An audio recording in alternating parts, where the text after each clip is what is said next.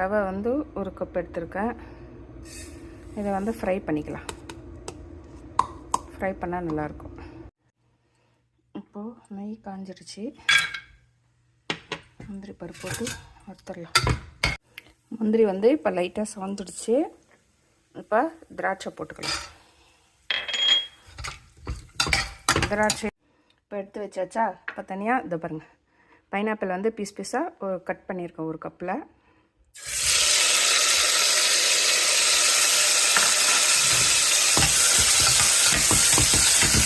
இதை அப்படியே நெய்யில் நல்லா ஃப்ரை பண்ணிக்கலாம். ஏன்னா கொஞ்சம் ஃப்ரை பண்ணிங்கன்னா தான் போது நமக்கு அந்த கேசரி சாப்பிடும்போது அந்த பழம் உள்ளே போகும்போது நல்லா டேஸ்ட்டாக இருக்கும். நல்லா நெய் இந்த 1 கப்பு ரவைக்கு 3 கப்பு தண்ணி எடுத்திருக்கேன். ஏன்னா இது வந்து கொஞ்சம் பெரிய பெரிய ரவை. ஊற்றிட்டு ஒரு சின்ன ஒரு குட்டி டிப்ஸ், சும்மா ஒரே ஒரு பிஞ்ச் உப்பு போடுங்க.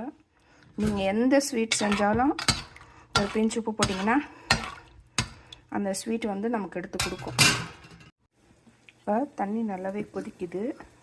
இப்போ நம்ம சும்மா லைட்டாக ஃபுட்டு கலர், கொஞ்சம் ஆரஞ்சு கலர் போடலாம்.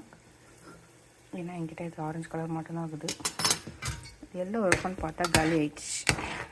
ஓகே, இப்போது வறுத்து வச்ச ரவையை எடுத்து கொட்டிட்டு கலரலாம்.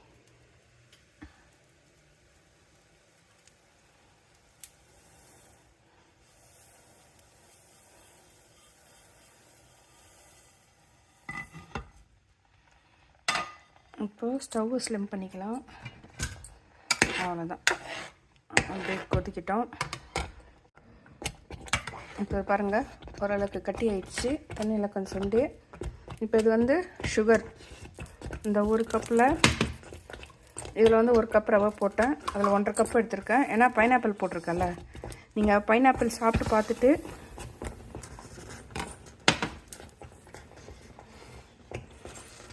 இப்போ வந்து இதை கலரி விடலாம். கலரி விட்டுட்டு காமிக்கிறேன். இப்போ இதோ ஆல்மோஸ்ட் ரெடி ஆகிடுச்சிங்க. நீங்கள் பாருங்கள், ஏலக்காய், இப்போ இந்த வறுத்து வச்ச முந்திரி, திராட்சை எல்லாத்தையும் போட்டுடலாம்.